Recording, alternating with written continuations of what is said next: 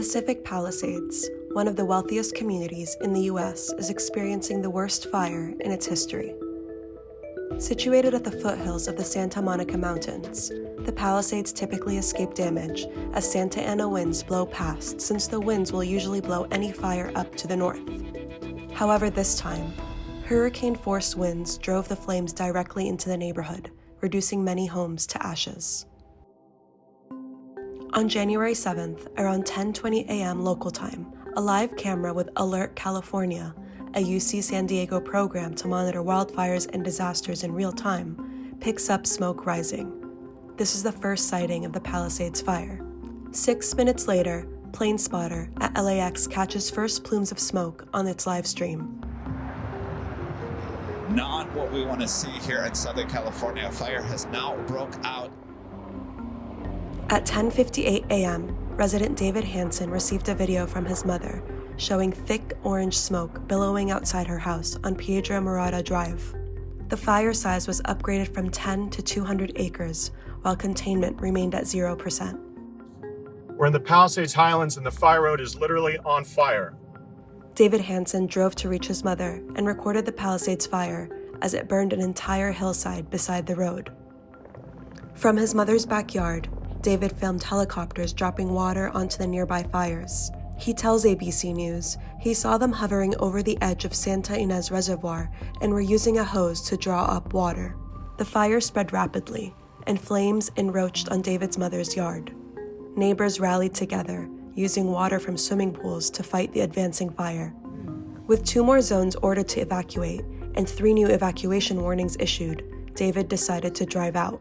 But with high volumes of vehicles trying to evacuate, and with 3 road closures on the Pacific Coast Highway, escaping the flames proved to be difficult for residents. As David drives, he films the road filled with abandoned cars on Palisades Drive. Firefighters are seen battling the flames.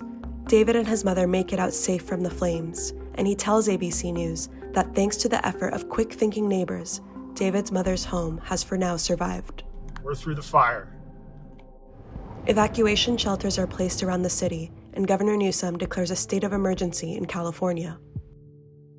By night, reports show that the Palisades fire has grown to 1,262 acres, and 2 additional fires occur nearby, Eaton Fire and Hearst Fire. Windy conditions complicated firefighting efforts. We're getting a 70 knot wind speed. We're going to have to shut down water dropping operations. Also, cancel that 2 additional copters. January 8th, 12:29 a.m. Palisades fire size has grown to 2,921 acres and is upgraded to 11,802 by 11:45 a.m. Unfortunately, we have 2 reported fatalities to civilians.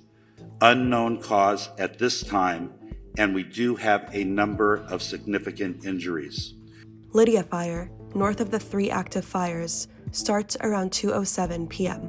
At 5:57 p.m., CAL FIRE reported that the Sunset Fire in the famed Hollywood Hills had started, bringing the total to 5 active fires in the state.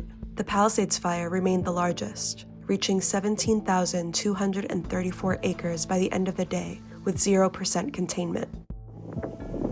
Weather forecasts indicated another round of Santa Ana winds expected from January 9th to January 10th, with a new high-pressure system building from the north, fueling more gusty winds. The Sunset Fire, which crossed more than 40 acres, was fully contained, but at 3:12 p.m., Kenneth Fire started to burn 50 acres in West Hills.